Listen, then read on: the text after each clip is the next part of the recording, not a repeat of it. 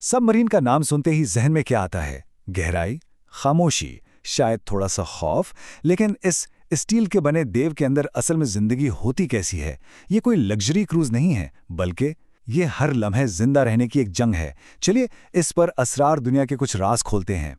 एक आम सा टॉयलेट और एक हाईटेक करोड़ों डॉलर की जंगी सबमरीन, इनका आपस में क्या ताल्लुक हो सकता है? सुनने में बिल्कुल अजीब लगता है ना, लेकिन सबमरीन की दुनिया में एक छोटी सी मामूली सी गलती भी सीधा तबाही का सबब बन सकती है। आइए देखते हैं कैसे। इस कहानी के लिए हमें वक्त में थोड़ा पीछे जाना होगा। दूसरी जंगे अजीम का जमाना था और नॉर्थ सी के ठंडे बर्फीले पानियों में नाजी जर्मनी की एक इंतहाई जदीद यू बोट U-1206 दुश्मन से छुपकर अपना मिशन अंजाम दे रही थी। सब कुछ प्लान के मुताबिक चल रहा था, लेकिन फिर कप्तान से एक ऐसी गलती हुई जिसकी वहां गुंजाइश ही नहीं थी। सबमरीन में एक नया बहुत ही पेचीदा हाईटेक टॉयलेट सिस्टम लगा था। उसे इस्तेमाल करते हुए कप्तान ने गलत वाल्व खोल दिया। बस चंद सेकंड के अंदर समंदर का जालिम पानी तेजी से सबमरीन के अंदर घुसने लगा। लेकिन मसला सिर्फ पानी का अंदर आना नहीं था। असल खौफनाक मंजर तो अब शुरू हुआ। ये पानी सीधा सबमरीन की बैटरियों तक जा पहुंचा, और जैसे ही समुंदर का नमकीन पानी उन बैटरियों से मिला, एक कीमियाई रद्द-ए-अमल हुआ। जहरीली जानलेवा क्लोरीन गैस ने पूरी सबमरीन को अपने घेरे में ले लिया। अमले का दम घुटने लगा। उनके पास जिंदा बचने का सिर्फ और सिर्फ एक ही रास्ता था, फौरन सतह पर जाना। लेकिन समंदर की सतह पर तो उनका दुश्मन पहले से ही मुंतजिर था। जैसे ही U-126 ऊपर आई, बरतानवी फौज ने इन्हें देख लिया और घेरे में लेकर इस यू बोट को तबाह कर दिया। सोचिए, सिर्फ एक गलत वॉल्व और एक पूरी सबमरीन अपने अमले समेत तारीख का हिस्सा बन गई। U-1206 का ये वाक़या हमें सबमरीन की जिंदगी की तल्ख हकीकत दिखाता है। ये कोई जहाज नहीं है, ये समंदर की गहराइयों में तैरता हुआ एक स्टील का ताबूत है। एक ऐसी जगह जहां जिंदगी और मौत के बीच फासला सिर्फ चंद इंच का होता है। जरा इस बात का अंदाजा लगाएं, जेल में एक कैदी को रहने के लिए तकरीबन 80 मुरब्बा फीट जगह मिलती है, लेकिन एक सबमरीनर को सिर्फ 20 मुरब्बा फुट, यानी एक कैदी से भी 4 गुना कम। यहां प्राइवेसी जैसी कोई चीज मौजूद ही नहीं होती। हर वक्त, हर लम्हा आप किसी न किसी से टकरा रहे होते हैं।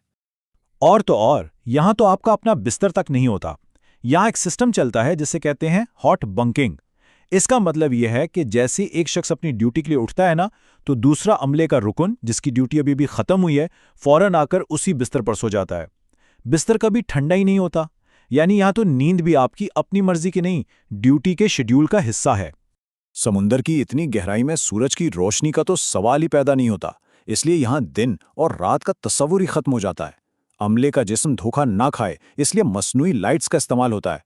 दिन के वक्त आम कुदरती रंग की रोशनी जलती है, और रात होते ही पूरी सबमरीन में सुर्ख रोशनी कर दी जाती है ताकि दिमाग को नींद का इशारा मिले। तो फिर सवाल ये उठता है कि इस अजीबो-गरीब, मुश्किल तरीन माहौल में लोग महीनों तक जिंदा रहते कैसे हैं?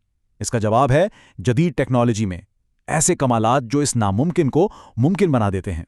सबमरीन में खाना सिर्फ पेट भरने का जरिया नहीं, बल्कि सबसे अहम चीज है।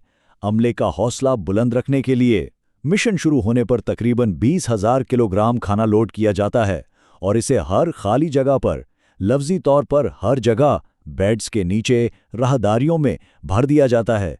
दिन में 3 नहीं बल्कि 4 वक्त का खाना मिलता है। आधी रात में खास खाना होता है जिसे मिड रैट्स कहते हैं, ताकि अमले को पूरी तवानाई मिलती रहे। लेकिन खाने से भी ज्यादा जरूरी है सांस लेने के लिए हवा, यानी ऑक्सीजन। ये कहां से आती है? जवाब बहुत हैरानकुन है। समंदर के पानी से। एक अमल है जिसे इलेक्ट्रोलिसिस कहते हैं। इसके जरिए पानी को लफ्जी तौर पर तोड़ा जाता है और उससे ऑक्सीजन निकालकर अमले के सांस लेने के लिए इस्तेमाल किया जाता है। लेकिन जितना जरूरी ऑक्सीजन बनाना है, उतना ही जरूरी अमले के सांसों से निकलने वाली जहरीली कार्बन डाइऑक्साइड यानी CO2 को हवा से साफ करना भी है। अगर ये हवा में जमा हो जाए तो जानलेवा हो सकती है। इसके लिए खास स्क्रबर्स लगे होते हैं जो मुसलसल हवा को फिल्टर करते रहते हैं। पीने का साफ पानी, वो भी समंदर के खारे पानी से ही बनाया जाता है, लेकिन इसकी बहुत किल्लत होती है। इतनी कि अक्सर अमले के अरकान को नहाने के लिए सिर्फ 60 सेकेंड यानी 1 मिनट मिलता है। और जहां तक फुजले की बात है, उसे सबमरीन से बाहर निकालना एक बहुत ही खतरनाक काम है।